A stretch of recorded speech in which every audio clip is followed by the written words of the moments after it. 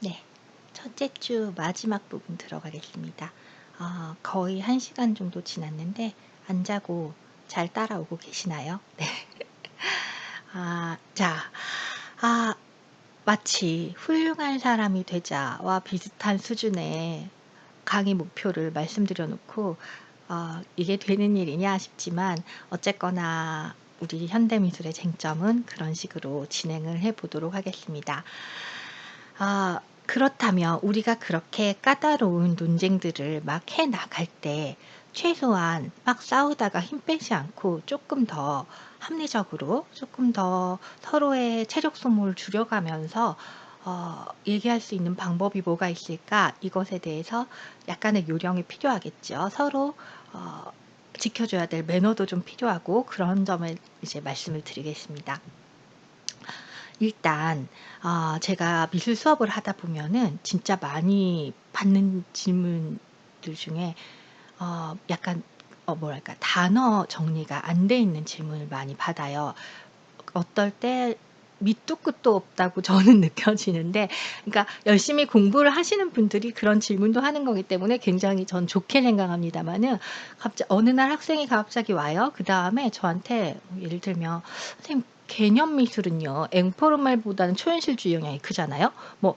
이러면서 이렇게 대뜸 질문을 시작을 할 때, 그럼 제가 "어디서 봤어요?" 라고 먼저 묻게 돼요. 어떤 상황인지 아시겠어요? 네. 그러니까 저는 자주 하는 말 중에 하나가 "세상에서 책을 한 권만 읽은 사람이 제일 위험하다." 그런 말을 하는데 다 이해는 해요. 맨 처음에 뭔가를 알게 되면 되게 흥분되고 너무 좋고 그것에 대한 질문이 막 생기고 그건 알겠어요. 네. 그렇지만 여러분, 이제 정보가 너무나 넘쳐나고 이런 시대이기 때문에 다들 적응하셨겠지만 책이라는 게 절대 진리를 말하지 않고 누군가 한 사람의 주장을 담고 있는 거잖아요. 그래서 모든 질문에 제가 누구의 어떤 책을 읽었는데 "거기에 이렇게 나왔는데요." 라고 질문을 해 주시면 좋겠다라는 생각을 정말 많이 합니다. 네. 그런데 그게 좀 쉽지는 않죠. 네. 일단 그 말이 틀린 것도 아니에요. 들으면서 "네, 그럴 수도 있는데요." 처음에는 괜찮아요, 제가 따지지 않고 들어도. 근데 "그러니까요." 막 이러면서 2 절 3 절로 넘어가면 교통 정리를 안 해 놓으면 나중에 수습할 수 없는 상황에 도달을 합니다. 그래서 제가 뭔가를 말할 때 "기왕이면 꼭 항상 출처를 밝혀 주면 좋겠다."라고 얘기를 하거든요. 네. 그래서 우리가 레포트를 쓸 때도 참고 문헌이라는 걸 적잖아요. 네. 제가 작년에 상명대학교에서 레포트를 받아 보니까 그래도 이인범 선생님이 지도를 잘해 주셨는지 학생 여러분들이 참고 문헌을 제법 성실하게 적어 냈어요. 네. 어 꼭 권리 저작권 이런 문제만이 아니에요. 표절의 문제만이 아니고 그걸 밝힘으로 해서 자기가 얻어질 수 있는 게 진짜 많아요. 네. 자기가 정확하게 무엇을 보고 이런 생각을 갖게 됐고 그걸 제가 알아야 그다음 이야기를 끌어가기가 편해서 그런 걸 하는 거거든요. 그러니까 처음에는 이 규칙이 왜 있는지 모르고 이거를 왜 굳이 써야 되는지, 네, 내가 베꼈는지 지어내는지 확인하려 그러나 정도로 생각하시겠지만 절대 그런 건 단순하게 그런 건 아니고요. 네. 그렇기 때문에 항상 뭔가 얘기를 할 때는 출처를 밝히면은 상당히 교통 정리가 잘 되고 서로 대화하면서 이상하게 시간 보내는 걸 많이 줄일 수 있다라는 점을 말씀드리겠습니다. 예를 들면은 그렇게 출처 박힌 큰 이유는 콘텍스트 때문에 그래요. 뭐랄까 모든 문장이 어떤 맥락에서 나오잖아요. 단어도 어떤 맥락에서 나오고. 네. 하나 예를 들어 보자면 자유라는 단어를 생각해 보세요, 여러분. 네. 어 중이병 걸린 아들이 갑자기 방문을 콱 세게 닫으면서 "어? 내 자유야!"라고 외쳤어요. 네. 그때 이 아이가 자기 엄마한테 하는 말에서 그 자유의 뜻은 무엇일까요? 네. 이 아이는 엄마 간섭을 받고 속박을 당하고, 네, 자기를 구속하려는 그러한 어떤 것에 대하여 반항하겠다. 네. 그런 자유를 얘기를 하고 있는 거죠. 네. 아니면 어떤 문학에서, 네, 아름다운 시나 소설에서 "오 자유"를 외칠 때 네, 마치 하늘에 날아가는 새처럼 자유롭고 싶은 그 뉘앙스의 자유도 있을 테고. 하지만 네, 정치 경제 맥락으로 돌아온다면 우리가 얼마 전까지 자유한국당이었다가 요즘에는 미래통합당이 되어서 네, 그전에는 새누리당, 한나라 이름을 너무 자주 바꾸는데 그 당에서 자유한국이라는 얘기를 하기 위해 자유라는 걸 썼을 때 더 올라가면은 네, 그냥 자유당도 있었죠, 예전에. 네, 이런 식으로, 네, 정치 맥락에서 혹은 시장 경제 맥락에서 자유를 말할 때 이 자유는, 네, 엄마가 간섭하는 구속이나 속박의 개념이 아니죠. 오히려, 자유와 평등 중에 뭘 더 우선시할 거냐에서 자유를 뜻하는 거고, 그래서 한마디로 개방을 해줄 테니까 무한 경쟁을 해보아라. 네, 할 때 자유인 거죠. 네, 똑같은 단어를 쓰고 있지만 맥락이 너무 많이 다르죠. 네, 극단적인 예를 들었습니다, 제가. 네. 그런데 이것이 똑같아요. 예를 들면 미술 얘기를 할 때도 뭐 고유성, 본질, 작품의 뭐 원본성, 뭐 이런 이야기들을 가져올 때 도대체 어느 텍스트에서 갑자기 나와서 이야기를 하는지, 네. 예술이란 무엇인가? 예술의 가치는 무엇인가? 우리가 아무런 출처를 잡지 않고 얘기를 하기 시작하면은 진짜 밑도 끝도 없이 삼천포 자꾸 후배의 고향을 이런 용도로 네, 밑도 끝도 없이 이야기가 미궁에 빠져서 계속 빙빙 돌면서 어찌할지 모르는 상태가 되기 쉽습니다. 네, 그럴 때 그걸 해결할 수 있는 제일 좋은 방법은 무엇이다? 어떠한 출처를 잡는 거예요. 네, 최소한 지금 우리는 이 맥락에서 이 단어를 사용하고 있다라는 것을 확실히 밝히면 좋겠죠. 어떤 맥락의 단어인지를 알아야만 그 단어를 설명할 수 있고, 네, 그래야 서로 상대한테 그러면 너는 이 단어를 이 의미로 쓰니 나는 이렇게 썼는데 우린 여기가 문제구나 라는 식으로 합의를 해가면서 얘기를 풀어갈 수가 있겠죠. 네, 그래서 우리가 토론이나 수업할 때 절대로 해서는 안 되는 말 제가 아주 단순하게 네, 쉽게 꼭 집어서 한 가지로 정리를 하겠습니다. 보통 그렇게 말하잖아요. 네, 그거 안 됩니다. 네, 여러분이 보통의 상식이라고 알고 있는 여러 가지 것은 의외로 편협하게 자기 생각이기 쉽습니다. 네, 그래서 뭐 미술 내에서의 특정 단어를 쓰면서 페미니즘 분명히 나올 건데 참 그 정의 붙어서가 어려운 단어입니다. 네, 그거는 페미니즘이 아니잖아 라고 누가 말을 했는데 그게 왜 페미니즘이 아니야? 네, 우리는 여기서부터 정리정돈을 하고 들어가지 않으면 안 되겠죠. 네, 그걸 누가 페미니즘이라 그래? 여기서 나오면 진짜 안 되는 말. 길 가는 사람을 자꾸 물어봐라. 네. 우리 사회는 의외로 이렇게 합리적으로 표준화된 단어를 사용하고 있지 않습니다. 길 가는 사람을 자꾸 물어봤을 때 그 단어를 정의해 줄 수 있는 사람은 없어요. 네. 이것이 바로 동시대 현대미술 쟁점할 때 부딪히는 큰 난관 중에 하나입니다. 어, 현대미술이 혹은 동시대 미술이 어렵다, 난해하다 막 이렇게 돼 있고 작품도 이해가 안 되는데 작품 설명을 봤더니 더 이해가 안 된다라는 그런 얘기 많이 듣죠, 우리. 네. 같이 미술판에 있는 사람으로서 참 뭐라고 설명해 주기도 힘들죠. 네. 그 큰 부분이 최소한의 용어 정리를 안 하고 서로 출처 밝히기를 안 하고 그리고 자기가 알고 있는 그것이 마치 모두에게 통용된다는 듯이 생각하고 말을 하기 때문에 일어나는 일인 경우가 많습니다. 그래서 여러분은 최소한 현대미술의 쟁점 수업을 들을 때 어떤 마음이냐? 네, 외국어를 배워서 처음 하는 외국인인 것처럼, 네, 우리가 외국어 배우면 그 단어에 대해서 완벽하게 알고 있다고 생각을 안 하죠. 처음 듣는 단어도 사전을 찾아보지만 헷갈리는 단어도 사전을 찾아보고, 네, 그리고 의외로 사전에 안 나오는 단어도 많이 있잖아요. 네, 무슨 문맥인지 잘 모르겠을 때 물어보고, 네. 근데 우리가 한국말을 하고 있으면 말이 다 통한다고 생각을 하기 때문에 언어가 되면은 당연히 나랑 똑같은 뜻으로 그 단어를 사용할 줄 알고 그렇게 말하는 경우가 많아요. 그래서 말이 안 통하기 시작하죠. 네, 같이 한국말을 한다고 절대로 같은 생각을 갖고 있지 않다는, 네, 그거를 꼭 깨닫고 가야겠습니다. 네. 시간 때우기로 제가 에피소드를 하나 말씀드리면은, 제가 불과 한 달 전까지만 하더라도 아르헨티나에 있었어요. 네. 겨울방학 동안에 이제 연구를 리서치 삼아서 부에노스아이레스에 가 있었는데요. 네. 아, 좋았어요. 네.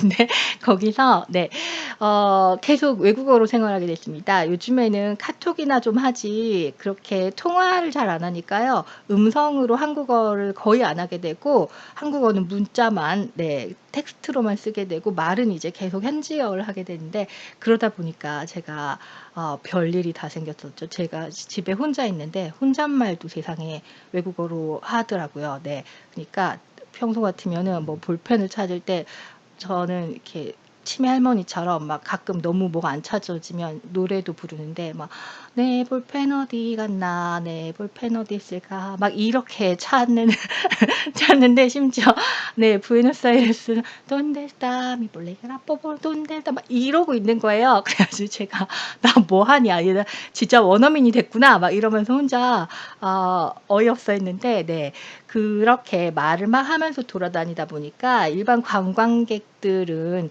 타지 않는 시외버스 같은 거를 혼자 용감하게 이제 도전을 하는 거죠. 저는 이제 '말 좀 된다.'라고 착각을 하면서. 네.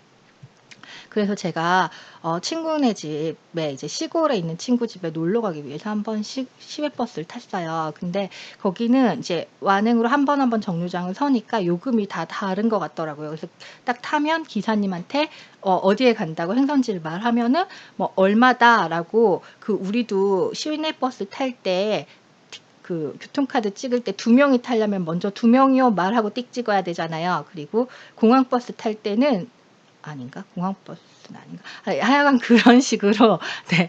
그래서 제가 가야 내려야 할 정류장만 기억을 해서 정류장을 말씀드렸어요. 근데 그 정류장 이름이 사실 시내에 있는 다른 정류장이랑 똑같았던 거예요. 네. 보면은 서울 안에도 강남 신사동도 있지만요. 네, 6 호선에 응암동 넘어서 거기도 동네 이름이 신사동이에요. 네. 그래서 6 호선은 신사역으로 안 쓰고 한국어로 세절역 이렇게 해 놨지만, 네, 뭐 그런 것처럼 관광객들이 되게 많이 가고 외국인이 갈 만한 곳에 같은 정류장 이름이 있었던 거죠. 그러니까 이 아저씨가, 저는 그 정류장을 착각해서 이 버스에 탔다고 생각을 하시고 계속 저보고 내리라고, "너 잘못 탔다."고 그러시는 거예요. 근데 저는 "아니다. 맞게 탔다. 나는 진짜 거기 가려고 하는 거다."라고 막 계속 얘기를 했어요. 근데 이제 버스는 달리고 있고 이제 다른 손님은 다 보내고, 아저씨가 이 안 눌러 주셔 가지고 저는 요금을 못 내고 계속 기다려야 되는 상황인데, 이 시끄러운 버스에서 운전을 해 가시면서 막 이렇게 해서, 저는 구글 맵이라도 좀 보여 드리면 아저씨가 빨리 이해를 해서 나를 돈을 내고 이게 편하게 타게 해 주시나 막 보여 드리려는데, 운전 중이라서 볼 생각도 안 하시고 계속 저한테 반복적으로 "마이뿌를 원하냐." 막 이런 거예요. "마이뿌, 마이뿌." 막 이러는 거예요. 저는 마이뿌가 뭔지 알 수가 없었어요. 이게 버스 요금을 내는 그런 시스템인지 아니면 환승 시스템인지, 뭐 그 단어를 처음 들어봐 가지고 계속 "마이뿌를 원하냐."는데 뭔지 모르겠는 거예요. 너무 힘든 거예요. 그래서 저는 제 나름 제 언어의 방식으로 아저씨한테 어 지금 내가 맞게 가고 있고 내릴 필요가 없고 돈을 내고 싶다는 걸 막 설명을 하려고 하는데, 아저씨는 정말 너무 답답하게 제 입장에선 벽창호처럼 계속 말뿐만 하시는 거예요. 그래 가지고 나중에 정말 미칠 지경에 이르렀는데, 버스 앞 유리창에 이렇게 녹색 표지판이 보이는데 거기에 마이뿌, 아베니다 마이뿌 뭐 이렇게 해 가지고 뭐 써져 있는 거예요. 순간 제가 이렇게 훅 깨달으면서, 그러니까 우리가 KTX를 타고 천안에 내리더라도 "서울행을 탔냐?"라고 물어보면 "네, 서울 가요."라고 타고 천안에서 내리면 되겠구나. 막 이런 식으로 온갖 추리를 다 해 가지고 "마이프 맞다." 맞는 것 같은 거예요. "마이프 맞다." 했더니 이제 한 방에 해결이 됐어요. 아저씨가 "아, 진작 그럼 마이프에 간다고 하지 그랬니?" 막 이런 식으로 하고 돈을 받고 끝을 냈는데, 아저씨는 너무 고마워요. 저에게 선의를 가지고 외국인이 또 이상한 깡촌에 가 가지고 너무 고생할까 봐 빨리 맞는 방향으로 돌려보내 주시려고 그런 건데, 어 문제는 뭐였을까요? 네. 아저씨는 제가 스페인어를 제법 하면서 이렇게 의사소통이 되는데, 설마 마이뿌가 뭔지를 모르고 있을 거라는 상상을 못 하신 거죠. 네. 그래서 애가 마이쿰을 모를 거라는 전제가 전혀 없었기 때문에 계속 마이쿰 가는 거 맞냐라는 것만 확인을 하면 해결이 된다고 생각을 하셨던 거예요. 하지만 제가 어떻게 알았겠어요? 저는 모르죠. 네, 그래서 되게 억울해 가지고 이제 시골 친구 집에 가 가지고 이제 이 이야기를 해 줬어요. "내가 마이쿰을 몰라서 너무 힘들었다." 그랬더니 그 친구도 저한테 하는 말이 "너 말을 그렇게 하고 돌아다니면서 여태까지 이 방향 북쪽, 부에노스아이레스 북쪽으로 가는 게 마이쿰인 걸 몰랐어?" 뭐 이런 식인 거예요. 네. 몰랐어. 네. 근데 이건 마치 비정상회담에 나오는 외국인이 한국말 너무너무 잘하는데 "아 부산은 대한민국의 남쪽에 붙은 건지를 몰랐네." 라고 하면 "아니 너는 한국에 지금 2 년째 사는데 왜 부산이 남쪽인 걸 몰라? 아는 줄 알았지." 이런 식이 되는 거죠. 네. 그래서 우리는 한국 사람끼리 한국말을 하고 있기 때문에 진짜 많은 경우에 내가 쓰는 단어를 쟤도 똑같은 의도로 사용하고 알 거라고 생각을 합니다. 그렇지만 실제로 제가 수업을 해 보면 그렇지 않은 경우를 많이 발견을 해요. 그러면 토론을 할 때 제가 "잠깐 너 그 단어 왜 그렇게 쓰니?" 라고 말을 하더라도 이건 말꼬투리 잡는 게 아닙니다. 정리정돈인 거죠. 네. 그래서 여러분이 일단 말을 많이 하셔야 돼요. 입을 꾹 닫고 있으면은 뭐가 문제인지조차 알 수가 없기 때문에 일단 말을 많이 하시면은 우리가 집단 지성을 활용하여 '저 아이는 왜 저기서 저렇게 빙빙 돌고 있을까? 왜 대화가 진척이 안 되고 왜 싸움이 나려고 할까?' 네. 이거를 서로 함께 풀어나가는 거. 네. 우리 싸우자고 하는 수업이 아니고 네 아까 보여드렸죠. Y자로 생긴 젠더처럼 서로 소통을 하자고 하는 수업이니까요. 네. 이걸 편하게 하기 위해서 다시 한번 강조드립니다. 이야기를 할 때는 출처를 밝히고요. 그리고 자기가 쓰고 있는 용어에 대해서 설명을 요구받았을 때는 설명을 하고요. 그리고 남의 말을 들을 때는 항상 마치 외국에 와서 나는 어차피 아무것도 모르는 상태에서 어 '알고 있지 않다.'라는 생각처럼 진짜로 다 열린 개념으로 '저 사람이 정말 나랑 다르게 용어를 사용하고 있을 수 있다.'라는 생각을 전제로 하면서 읽어 나가면은 좋겠습니다. 네. 다음 시간에는요. 테리 스미스가 쓴 글을 할 텐데요. 글이 어렵습니다. 여러분 이 수업에서 할 모든 글들은요. 미리 읽어보지 않으면 안 돼요. 그래서 절대로 제 수업을 먼저 듣지 마시고 꼭 텍스트 읽어보신 후에 들으시기를 권장드립니다. 제가 확인할 수 있는 방법은 없지만요. 안 읽고 와서 쉬운 설명만 들으면 사실 본인이 손해예요. 느는 게 없거든요. 네, 그렇기 때문에 꼭 읽으시려고 하는데 저 이해는 합니다. 굉장히 안 읽힐 거예요. 여러분이 늘 읽는 말투가 아니고 완전히 너무 어려운 이론적인 논문이기 때문에 "안 읽혀요. 어떡해요?" 라고 좀 읽다가 "진짜 읽으려고 했는데 포기했다."라는 말 많이 들어봤습니다. 네. 그때 제가 권장드리는 방법이 하나 있어요. 어려운 공부를 억지로 꾸역꾸역 힘들게 할 때 이용할 수 있는 한 가지 방법인데요. 뭐냐 진짜 읽었는데 10줄 읽었는데 잠이 오면서 이해가 안 된다 그러면요. 여러분 핸드폰에 녹음 기능이 있잖아요. 녹음 기능을 딱 누르시고 한국말 소리 내서 한번 읽어 보세요. 네. 그런 식으로 공부하지 않은 지 오래되셨을 거예요. 근데 진짜 이해가 안 되는 거를 그렇게 시각적으로만 보지 않고 오디오로 들었을 때 자기가 천천히 읽으면서 네 구연 동화가 아니니까 자기가 이해를 하기 위해서 읽는 거니까 꾸역꾸역 읽는 방법이에요. 네. 그렇게 읽으시고요. 네. 그리고 심심할 때 길 가다가 요즘 많이 못 돌아다니지만 네 그래도 혹시 산책이라도 나가시면은 자기가 이어폰 꽂고 자기가 읽은 부분을 다시 듣다 보면은 느닷없이 이해가 되기도 합니다. 네. 느닷없이 이해가 될 정도로 읽으려면 빨리 읽지 마시고 천천히 또박또박 읽으시면 이해가 될 수도 있고요. 혹 너무 흥미가 있어 가지고 읽었는데 의외로 "선생님 너무 재밌어요." 하시는 분들은요. 자기 수준을 쪼끔 높이셔 가지고 아까 수업 시간에 보여 드렸던 영어 원서 네. 혹시라도 유학 준비를 하시면 영어 먼저 읽고 읽으면 이해 안 되죠? 네. 그다음에 한국어 번역본 읽으시는 방법도 있으니 추천을 해 드립니다. 꼭 읽어 보고 나서 다음 수업 들어 주시기를 부탁드립니다. 네. 수고 많으셨어요.